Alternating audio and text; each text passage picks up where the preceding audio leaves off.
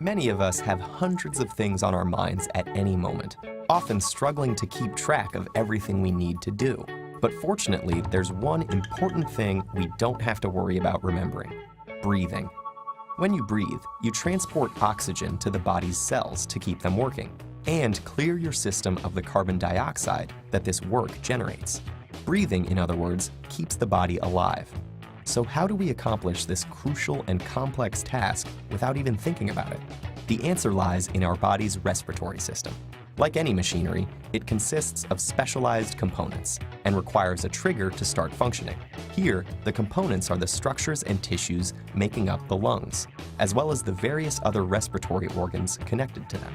And to get this machine moving, we need the autonomic nervous system, our brain's unconscious control center for the vital functions. As the body prepares to take in oxygen-rich air, this system sends a signal to the muscles around your lungs, flattening the diaphragm and contracting the intercostal muscles between your ribs to create more space for the lungs to expand.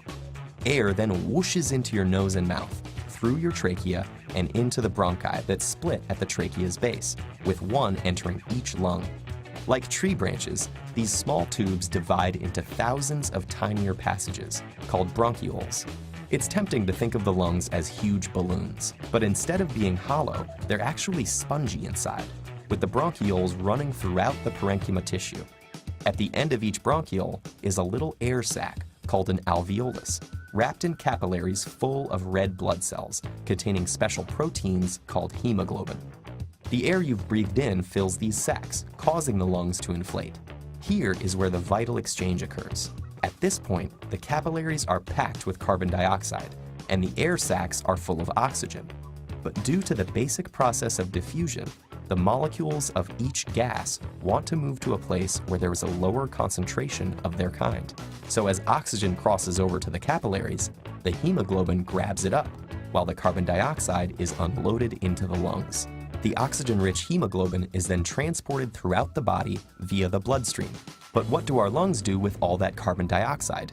Exhale it, of course. The autonomic nervous system kicks in again, causing the diaphragm to ball up and the intercostal muscles to relax, making the chest cavity smaller and forcing the lungs to compress. The carbon dioxide-rich air is expelled, and the cycle begins again. So that's how these spongy organs keep our bodies efficiently supplied with air. Lungs inhale and exhale between 15 and 25 times a minute, which amounts to an incredible 10,000 liters of air each day. That's a lot of work, but don't sweat it. Your lungs and your autonomic nervous system have got it covered.